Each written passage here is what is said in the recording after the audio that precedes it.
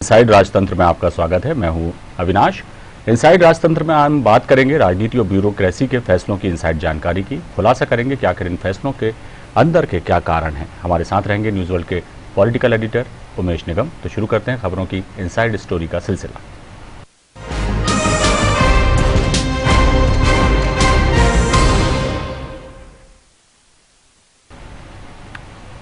Inside राजतंत्र में सबसे पहले बात अवैध कॉलोनियों की, जिनका नियमितीकरण आने वाले नगरीय निकाय चुनाव के परिणामों के लिए गेम चेंजर साबित हो सकता है।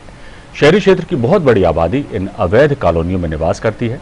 लंबे समय से इन अवैध कॉलोनी में रहने वाले लोग न सिर्फ भवन निर्माण के लिए विधिवत नक्शा पास करवा सकते थे और न ही इन्हें पानी और विकास कार्यों की सौगात मिल रही थी। जो सरकारी जमीन पर अतिक्रमण कर मकान बना लेते हैं उन्हें तो वोट बैंक के चलते सरकार ही चुनाव के पहले जमीन के पट्टे बांट देती है, लेकिन रकम अदा कर प्राइवेट जमीन खरीदने वाले लोगों को मकान दुकान बनाने के लिए नियम आड़े आने लगते हैं।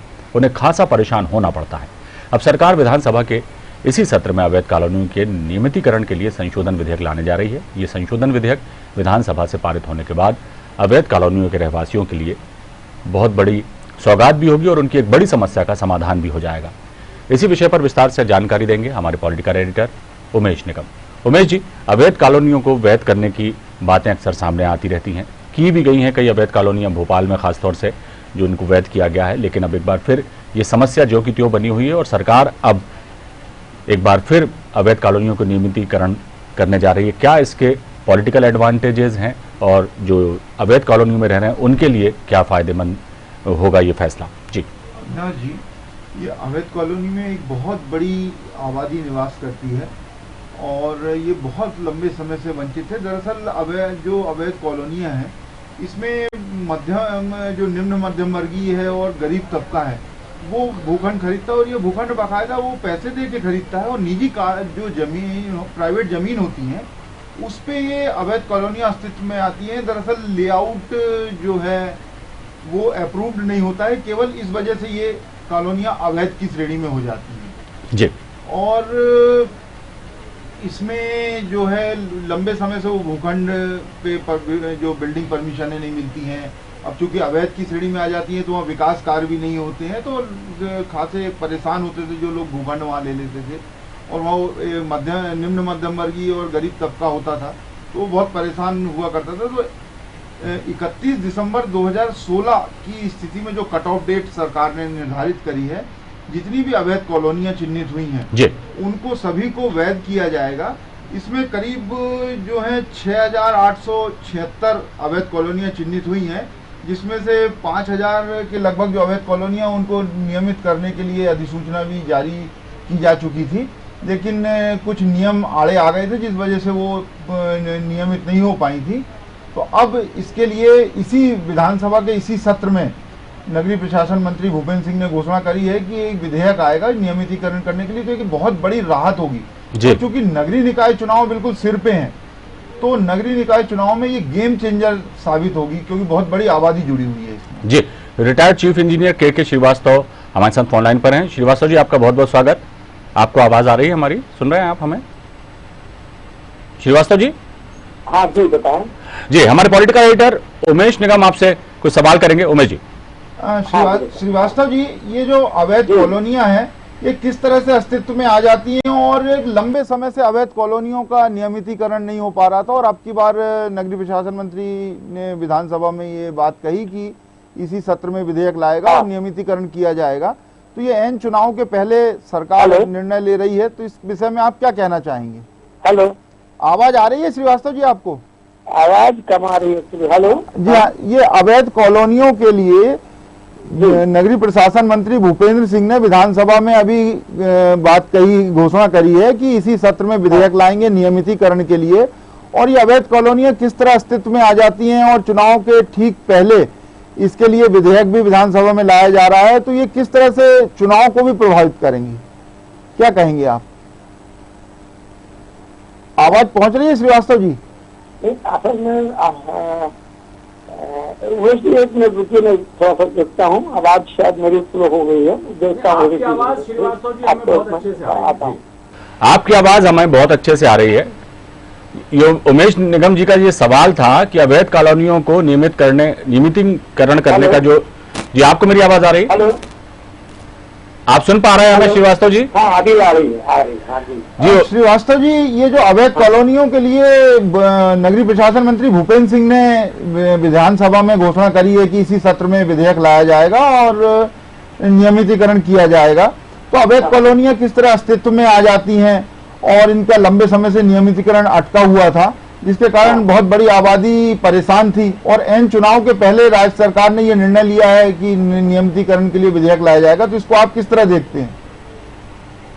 देखिए, ये समस्या जो है अवैध कॉलोनी वाली जी ये मूलतः मेरा अपना मानना ये है कि जो नगरीय प्रशासन होता है हर शहर का, जी जी जी उसकी जो मॉनिटरिंग है वो प्रॉपर न होने के कारण ज्यादा आता है, क्योंकि कोई भी कॉलोनी रातों रात तो नहीं बच जाती है। जी हाँ, जी हाँ। है ना? ये प्रशासन और भूमाफिया की जो मिली भगत है या फिर कहा कि लापरवाही है, जो निगरानी नहीं रख पाते इस वजह से। जी तो जी जो आप कहना चाह रहे हैं बिल्कुल वही बात है जी। कि सब मिली भगत से होता है। जी ये देखा जाए इस तरह की चीजें बनती जाती हैं और उसका खमियाजा थोड़ा सा हमारे नागरिक भी, मतलब खमियाजा नहीं, नागरिक की भी अनदेखी के कारण होता है। जी जी क्योंकि रेरा का यदि आप देखेंगे, रेरा ने आज क्या कहा, सब पंजीयन होगा और पूरा उसका देखने के बाद ही आप खरीदिए। लेकिन रेरा तो चलिए पिछले 4-5 सालों से आया है। जी हाँ, रेरा तो अभी अस्तित्व में आया है, पहले तो रेरा नहीं था। कभी भी जब कोई कॉलोनी या मकान खरीदते हैं तो ये क्यों नहीं देखते हैं कि उसको प्रॉपर परमिशन मिली है कि नहीं मिली? जी, लेकिन इसका कोई प्लेटफॉर्म भी तो नहीं है कि कहीं जाके वो देख सके। नगर निगमों में जाके देखना इतना आसान नहीं होता है कि वहाँ पता चले। और जो अवैध कॉलोनियों में लेते हैं श्रीवास्तव जी, तो वो बहुत निम्न मध्यम वर्गीय और गरीब तबका होता है जो वहाँ भूखंड आमतौर से खरीदता है। नहीं, वो आपका कहना ठीक है। अब तो खैर देखिए देखा जा सकता है, क्योंकि अब तो हर व्यक्ति को रेरा से पहले पंजीयन कराना पड़ेगा। जी हाँ। तो भविष्य के लिए तो एक रेरा का जो पंजीयन जो है वो सबको एक वो देता है, क्योंकि बिना उसके आप बेच ही नहीं सकते हैं। और जो गरीब आदमी है, क्योंकि देखिए एक कहावत है ना कि ignorance of law is no excuse. जी जी जी। नागरिक ये कहते छूट नहीं सकता कि उसको पता नहीं था, उसने पढ़ा नहीं था, है ना? तो उसको तो देखना है। आपने तो बात उठाई है, मूलता उठाई है पुराने कॉलोनियों के अवैध जी जी उनके नियमितीकरण, जी है ना? तो वो जो आप बात कर रहे हैं उसमें कोई दो मत नहीं है कि 50% तो कारण सरकार को ये करने का इसमें है कि वो चुनाव में इसको भुनाना चाहते हैं। जी हाँ, इन चुनाव के पहले ये है कि वाकई में वहाँ आवश्यकता तो है ही हर हाथ में, क्योंकि सड़कें नहीं रहती है, नाली नहीं रहती है, पानी का तो खर्च भी ट्यूबवेल करके लोग बार इंतजाम कर लेते हैं, तो प्रॉपर तो नहीं रहता है। जी जी। तो जो आपका प्रश्न है कि ये अपन ये कह सकते हैं कि 50-50 है। जी जी। अभी जो सरकार कर रही है जी उसका कारण नागरिकों को सुविधा देना भी है और दूसरा चुनाव का दृष्टिकोण। जी जी जी। तो आपको लगता है कि इससे नागरिकों को सुविधा मिलेगी और ये आने के बाद जो है सरकार भी जो अवैध कॉलोनियां नई अस्तित्व में आ रही है उस पर रोक लगेगी?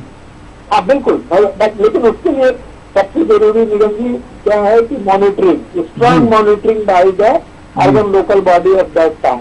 हाँ, तो ये प्रशासन में और राजनीतिक दलों के दबाव में और राजनेताओं के दबाव में और भूमाफिया की साथ मिली भगत में इच्छा शक्ति का अभाव भी है प्रशासन में कि जो इस पे अंकुश नहीं लगा पाते हैं।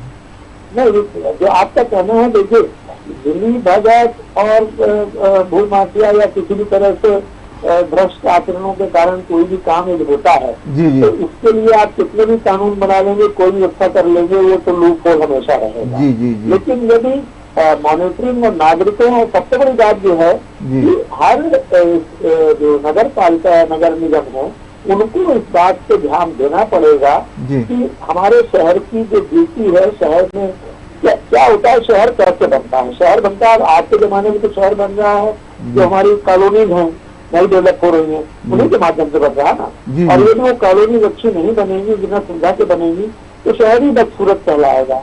तो इच्छा शक्ति नागरिकों की, जननेताओं की और अधिकारियों की, तीनों के सम्मिलित सहयोग से ही अवैध कॉलोनियों का भविष्य में निर्माण हो सकेगा। ये बात तय है, बिना इसके नहीं हो पाएगा। एक कड़ी भी कमजोर होगी तो प्रॉब्लम आती है। श्रीवास्तव जी, ये देखा गया कि दिल्ली में भी शीला दीक्षित जब मुख्यमंत्री थी तब उन्होंने 800 से ज्यादा अवैध कॉलोनियों को वैध किया था, तो एन चुनाव के पहले उनने भी किया था, तो उनको खासा चुनाव में इसका फायदा हुआ था। तो मध्य प्रदेश में भी आप कुछ इसी तरह देखते हैं? जहाँ पर ज्यादा है वहाँ थोड़ा बहुत फायदा मिल सकता है, कम से कम उस इलाके का आदमी तो वोट देने की नजर में आ सकता है जिसको कॉलोनी में रहने वाले को फायदा मिला। जी जी, बहुत बहुत धन्यवाद हमसे जुड़ने के लिए। 70% वोट बढ़ जाएगा, ये जो स्ट्रॉन्ग पॉलिटिकल लाइकिंग वाला आदमी नहीं है। तो श्रीवास्तव जी बहुत बहुत धन्यवाद हमसे जुड़ने के लिए। एक बात ये सही कह रहे हैं श्रीवास्तव जी ने भी कही, और यही मुद्दा भी है कि एक मॉनिटरिंग जरूरी है कि यदि अवैध कॉलोनी बने ही नहीं तभी इस समस्या का समाधान हो सकता है। जब बन जाती हैं तो ये समस्याएं आती हैं, और फिर कहा जाता है कि पॉलिटिकल माइलेज लेने के लिए नियमितीकरण किया जा रहा है और इसका फायदा भी राजनीतिक दल लेते हैं। तो कहीं ना कहीं कुछ राजनीतिक फायदे भी इसमें निहित रहते हैं, और जो लोग अवैध कॉलोनियां काटते हैं उनकी भी कुछ मिली भगत रहती है, और यही वजह है कि ये समस्या का कभी भी समाधान जो है पूरा निकल नहीं पाया निगम जी। हाँ अविनाश जी, ये बिल्कुल सही है कि जिला प्रशासन, नगर निगम, इनकी खास जिम्मेदारी होती है कि इस पे निगरानी रखें कि अवैध कॉलोनी अस्तित्व में कैसे आई, और स्थानीय जो नेता राजनीतिक दल होते हैं या नेता होते हैं उनके लोग, तो उनके दबाव में और जो भू माफिया के साथ मिली भगत, इन सब के कारण वो अस्तित्व में आती हैं ये। और अब चूंकि रेरा का भी प्रावधान हो गया, पहले ये सारे चीजें नहीं थी, इस वजह से भी दिक्कत होती थी। तो अब आने वाले दिनों में जरूर उम्मीद की जा सकती है कि शायद अस्तित्व में ना आए। बिल्कुल, और यदि नियमितीकरण का ये फैसला होता है तो उन लोगों के लिए तो बहुत अच्छा है जो अभी तक बुनियादी सुविधाओं से महरूम थे, और उन्हें कम से कम जब अवैध कॉलोनियां वैध हो जाएंगी तो उन्हें कम से कम वो सारी सुविधाएं मिल सकेंगी। फिलहाल वक्त हो चला है एक छोटे से ब्रेक का। ब्रेक के बाद हम हाजिर होंगे और अगले मुद्दे पर बात करेंगे।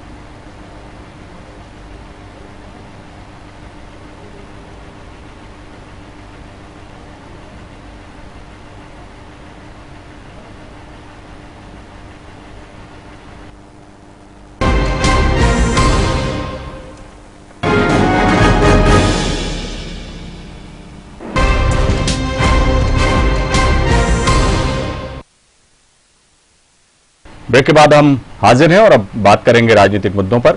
राहुल गांधी के बयान और ज्योतिरादित्य सिंधिया के जवाब से भाजपा और कांग्रेस में खासी खलबली मची हुई है। ना राहुल गांधी ने ज्योतिरादित्य सिंधिया के लिए कटु वचन बोले, ना ही ज्योतिरादित्य सिंधिया ने राहुल गांधी के लिए कोई भी कटु वचन कहे। दोनों तरफ से बयान और उसके जवाब में गुंजाइश रखी गई है। राजनीति के जानकार अब इन बयानों और उसके जवाब के राजनीतिक मायने निकाल रहे हैं। इधर ज्योतिरादित्य सिंधिया के आते ही माधवराव सिंधिया भी भाजपा के होते दिख रहे हैं। माधवराव सिंधिया की पुण्यतिथि पर भाजपा के प्रदेश कार्यालय में आयोजन भी हुए। इसी विषय पर पूरी जानकारी देंगे हमारे पॉलिटिकल एडिटर उमेश निगम। उमेश जी, अक्सर अभी देखा गया कि जो ज्योतिरादित्य सिंधिया के पिता माधवराव सिंधिया जी थे वो कांग्रेस के बड़े नेता थे, और कभी भी ऐसा शायद ही कहीं देखा गया हो कि जब उनकी पुण्यतिथि हो या उनका जन्म दिवस हो तब भारतीय जनता पार्टी के कार्यालय में या भाजपा कार्यकर्ताओं ने उसे उस मौके पर श्रद्धांजलि दी हो। लेकिन अब ज्योतिरादित्य सिंधिया चूंकि भारतीय जनता पार्टी के हो गए हैं और उनके जो खानदान के लोग भी हैं वो भी शुरू से ही वसुंधरा राजे सिंधिया हों चाहे यशोधरा राजे सिंधिया हों वो भी बीजेपी में ही रहीं। अब ज्योतिरादित्य सिंधिया भी भाजपा में आ गए हैं, लिहाजा माधवराव सिंधिया भी जो हैं बीजेपी के हो गए हैं। उन्हें श्रद्धा सुमन अर्पित किए गए और कई कार्यकर्ता उसमें जुटे। ये जो इस तरह की जो पॉलिटिक्स अब हो रही है, बयानबाजी भी लगातार जारी है, किस तरह से देखते हैं आप? जी हाँ अविनाश, बिल्कुल सही कहा आपने। राजनीति में कुछ भी संभव है और इसीलिए इसको राजनीति कहा जाता है। जो राहुल गांधी ने ज्योतिरादित्य सिंधिया के लिए कहा था कि वो वहाँ पर बैक बेंचर हैं और मुख्यमंत्री कभी नहीं बन सकते हैं, तो उन्होंने जो अपना बयान दिया है वो बहुत सधा हुआ था। उन्होंने कहीं ज्योतिरादित्य सिंधिया के बारे में व्यक्तिगत कोई टिप्पणी नहीं करी या सिंधिया परिवार के बारे में कोई व्यक्तिगत टिप्पणी नहीं करी, जबकि जब उन्होंने कांग्रेस छोड़ी थी तब उन्होंने जरूर कुछ इस टिप्पणी करी थी और बोला था। लेकिन अभी उन्होंने बिल्कुल सधा हुआ बयान दिया था और उसमें गुंजाइश छोड़ी। इसी तरह जब राहुल गांधी के बयान पर सिंधिया ने प्रतिक्रिया दी तो उसमें भी बहुत कोई ऐसी बात नहीं कही जो चुभे और दिखे। उसमें केवल उन्होंने इतना कहा कि जब वहां थे तब आप ध्यान नहीं रखा। तो ये बहुत इसमें गुंजाइश रखी है कि कभी भी कुछ निर्णय लिया जा सके और कुछ भी किया जा सके। हालांकि अभी निकट भविष्य में ऐसा कुछ बहुत तत्काल में दिख नहीं रहा, लेकिन जो राहुल गांधी के बयान दिए गए उससे कांग्रेस में खासी खलबली है, और इधर सिंधिया ने जिस तरह से बयान दिए हैं उससे भाजपा में है, तो दोनों तरफ नेताओं में खलबली मची हुई है। उधर चूंकि दिग्विजय सिंह और कमलनाथ अपने लड़कों को प्रोजेक्ट करना चाहते हैं, यदि किसी कारणवश परिस्थितियां बदलती हैं और सिंधिया वापस कांग्रेस में पहुंचते हैं तो मध्य प्रदेश में खासतौर से इन दोनों के जो सुपुत्र हैं उनकी भविष्य की राजनीति पर जरूर संकट गहराने लगेगा। चलिए खैर, लेकिन ये भविष्य ही बताएगा कि क्या कुछ राजनीति करवट लेती है कांग्रेस की। बयानबाजी का दौर तो चल ही रहा है। इस खबर पर हमारे साथ वरिष्ठ पत्रकार सुशील शर्मा भी फोन लाइन पर जुड़ गए। सुशील जी, आपका बहुत स्वागत है। आप सुन पा रहे हैं हमें?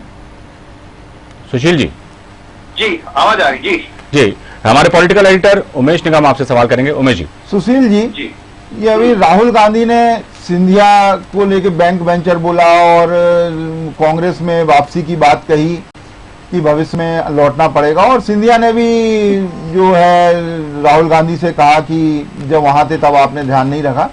तो इसमें दोनों ने ही गुंजाइश रखी बयानों में अपने, और किसी एक दूसरे को किसी तरह से कोई कटु वचन नहीं बोले। तो इसको लेके आप क्या सोचते हैं? देखिए उमेश जी, बहुत सीधी सी बात यह कि अगर आप देखेंगे पिछले 1 साल के एपिसोड में, तो सिंधिया ने जब पार्टी छोड़ी थी वो 11 मार्च का दिन था, 9 या 11 मार्च था। एग्जैक्ट 1 साल पूरा होने तक का इंतजार राहुल गांधी ने किया। वो ये देखना चाहते थे कि सिंधिया के पार्टी बदलने के बाद सिंधिया को क्या मिला। तो आप देखिए उनकी जो कहने का तरीका था, 1 साल देखा जब सिंधिया को कुछ नहीं मिला, सिंधिया को, तब उन्होंने ये बात इसलिए कही है क्योंकि सिंधिया वापस आने की गुंजाइश वो बनाना चाहते, सिंधिया को ये मैसेज करना था, और ये मैसेज पब्लिकली था। उनको एहसास दिलाना चाहते थे कि वहां पे आपकी क्या स्थिति है। 1 साल बाद आपको कुछ नहीं मिला, जबकि इस दौरान मंत्रिमंडल बदल गया, राज्यसभा मिली, उनके मंत्री बनने का लगातार इंतजार कर रहे हैं। सत्र बजट आधा से ज्यादा बीत चुका है, लेकिन उनको कुछ नहीं मिला। तो ये एक जो गुंजाइश है। दूसरी महत्वपूर्ण बात यह है कि राहुल गांधी ने दूसरा निशाना साधा है उन नेताओं पे जो परिवारवाद के आधार पर राजनीति मध्य प्रदेश में करना चाहते हैं। तो ये राहुल गांधी ने एक तीर से जो कई निशाने करने की कोशिश की है, राहुल गांधी ने विशुद्ध रूप से पॉलिटिकल जो बात कही है, इसके बहुत बड़ा जो है असर मध्य प्रदेश की राजनीति पर अभी आपको पड़ता हुआ दिखाई दे रहा होगा। सिंधिया का वेटेज अचानक बढ़ेगा, दिग्विजय सिंह कमलनाथ अलर्ट होंगे, वो अपनी राजनीतिक अलग तैयारी करेंगे ताकि नगरीय निकाय चुनाव में बिना सिंधिया के परफॉर्मेंस दिखा सके और ये बता सके कि सिंधिया के जाने से जो कमी हुई थी उसकी पूर्ति हो चुकी। जी हाँ, उनको भी बताना होगा कि उनके जाने से फिलहाल कोई फर्क नहीं पड़ा है। बिल्कुल। सिंधिया को भी अब यहाँ जो भाजपा ने सत्ता में जरूर भागीदारी दी है सिंधिया गुट के लोगों को, लेकिन संगठन से उनको दूर ही रखा है। तो राहुल गांधी ने कहीं ये बात का भी एहसास दिलाया है कि आपको वो वहां पे सम्मान नहीं मिला जो मिलना चाहिए था। क्या कहेंगे? बिल्कुल। देखिए उमेश जी, 2-3 चीजें ऐसी भी है। बंगाल के स्टार प्रचारक घोषित हुए हैं, मध्य प्रदेश के नाम है, सिंधिया का नाम नहीं है। जी। जबकि सिंधिया वहाँ स्टार प्रचारक हो सकते हैं। मतलब भाजपा ने संगठन से पूरी तरह दूर रखा है उनको। अच्छा, दूसरा जो आप बोल रहे हैं उनके समर्थकों को, उनको समर्थकों को नहीं बनाया है क्योंकि वो विधायक हैं, उनके वोट की जरूरत है। आप समझिए वो उसकी वजह यह भी है, सत्ता में बनाए रखना सत्ता के लिए जरूरी है। जी, ये बिल्कुल सही कहा आपने। और इस जो बदले हुए परिदृश्य हैं इसमें आप किस तरह देखते हैं कि भाजपा और कांग्रेस में किस तरह का आने वाले दिनों में कुछ बदला हुआ नजारा दिखेगा? नहीं, अब एक बात तो क्लियर हो गई कि सिंधिया के कांग्रेस में जाने की गुंजाइश बन सकती है। अब ये देखना ये होगा कि जितनी उपेक्षा, जितना तिरस्कार कांग्रेस में भी सिंधिया का हुआ था, क्या उस स्थिति में सिंधिया कब आते हैं? क्योंकि जो रास्ता राहुल गांधी ने खोला है वो बहुत बड़ी बात है। अमूमन राहुल गांधी किसी भी बड़े नेता के जाने पे कभी नहीं बोले हैं, पहली बार ऐसा हुआ है। जी हाँ, जी, ये पहला अवसर है कि जब उन्होंने इस तरह का बयान दिया है और बहुत नफातुल्ला और सधा हुआ बयान दिया। बिल्कुल। और मध्य प्रदेश में स्वाभाविक है ये राजनीतिक ट्विस्ट जो है, ये ट्विस्ट का असर जो है अभी बना रहेगा। और मुझे लगता है कि सिंधिया, राहुल गांधी के कहे वक्त तब से सिंधिया फायदे में रहेंगे। उनका मध्य प्रदेश और केंद्र की राजनीति में मुझे लगता है बीजेपी अब ख्याल ज्यादा रखेगी। लेकिन सुशील जी, जो कांग्रेस में और दूसरे नेता हैं जो नहीं चाह रहे थे वो अपने पुत्रों की राजनीति को बढ़ाने के लिए कि सिंधिया आए या सिंधिया रहें, तो वो भी कहीं ना कहीं बेचैन नजर आएंगे। स्वाभाविक है ना भाई, उनके चाहने न चाहने से क्या होता है। जब कांग्रेस का युवराज ये बात कह रहा है, संकेतों में ये बात कह रहा है, तो ये जो कांग्रेस के मध्य प्रदेश के मठाधीश है, इनके लिए सबसे ज्यादा चिंता की बात है। तो वो उस चिंता का समाधान तभी हो सकता है जब बिना सिंधिया के कांग्रेस मध्य प्रदेश में और खासकर ग्वालियर चंबल में अच्छा परफॉर्मेंस कर सके। तभी वो की तैयारी जो है दिग्विजय सिंह और कमलनाथ गुट इस जो नगरीय निकाय चुनाव में करता हुआ दिखाई दे भी रहा है। तभी वो साबित कर पाएंगे कि उनकी जरूरत नहीं है। बिल्कुल बिल्कुल। बहुत बहुत धन्यवाद सुशील जी न्यूज वर्ल्ड से जुड़ने के लिए। तो मध्य प्रदेश में उमेश जी देखा जाए तो सिंधिया को लेकर एक बार फिर राजनीति गर्माती दिखाई दे रही है, बयानबाजी का दौर भी जारी है और अब सिंधिया बीजेपी के हो गए हैं और बीजेपी में उनको उतना महत्व नहीं दिया जा रहा है। इस बात को बहुत ज़्यादा बढ़ चढ़कर कांग्रेस जो है प्रचारित भी करती रही और करती आ रही है और वैसा ही कुछ बयान में राहुल गांधी के भी दिखा, लेकिन यह है कि उन्होंने इशारा किया, स्पष्ट कुछ नहीं कहा। लेकिन राहुल गांधी जब कोई बयान देते हैं तो चर्चा तो पूरे देश में होती है। क्या कहेंगे? देखिए अविनाश जी, राजनीति में बहुत सी बातें इशारों में कह दी जाती हैं और उसके बहुत सारे मायने भी निकालने जाते हैं। तो जो सिंधिया की बात है, तो सिंधिया के लिए शुरू में यही चर्चा जो थी कि केंद्र में वो मंत्री भी बनाए जा सकते हैं, राज्यसभा में चले गए तो राज्यसभा का टिकट तो जरूर भाजपा ने दिया जो वादा किया था। उसके बाद उनके जो विधायक थे उनको मंत्रिमंडल में स्थान दिया, लेकिन संगठन में वो स्थान नहीं दिया और केंद्र में मंत्री भी उनको नहीं बनाया। हालांकि केंद्र में मंत्री बनाने का प्रॉमिस किया था या नहीं किया था ये भाजपा खाने का कुछ अंदर खाने की, लेकिन चर्चा जो थी उस चर्चा के हवाले जो बात सामने आई उसमें यही था। लेकिन अभी हाल ही में उमेश जी आपने देखा हुआ है कि तस्वीर भी बहुत वायरल हो रही है जिसमें प्रधानमंत्री नरेंद्र मोदी और ज्योतिरादित्य सिंधिया आपस में मिलते हुए दिखाई दे रहे हैं। उस पर भी काफी चर्चाओं का बाजार गर्म है। जी हाँ, बिल्कुल ये सही है। तो भाजपा भी ये बताने और दिखाने का प्रयास कर रही है, आपने जो भी जितने प्लेटफॉर्म है सभी पर, कि सिंधिया का यहाँ कोई सम्मान कम नहीं हुआ, सिंधिया को पर्याप्त सम्मान दिया जा रहा है, जहाँ भी उनको जरूरत है वहाँ उनकी उपस्थिति रहती है जी। और भाजपा के मध्य प्रदेश में तो जो कार्यक्रम होते हैं उसमें जरूर सिंधिया की उपस्थिति रहती है और उनको बुलाया भी जाता है जी और सम्मान के साथ, लेकिन संगठन में जरूर नहीं दिया गया, ये जरूर चर्चा का विषय बना हुआ है। चलिए आने वाले समय में क्या राजनीति कहाँ कैसा मोड़ लेती है देखने वाली बात होगी। बहुत बहुत शुक्रिया उमेश जी इस चर्चा में हिस्सा लेने के लिए, हमसे बात करने के लिए। इनसाइड राजतंत्र में आज बस इतना ही। कल फिर मिलेंगे राजनीति और ब्यूरोक्रेसी के कुछ नए फैसलों की इनसाइड स्टोरी के साथ। तब तक के लिए दीजिए इजाजत और आप देखते रहिए न्यूज़ वर्ल्ड।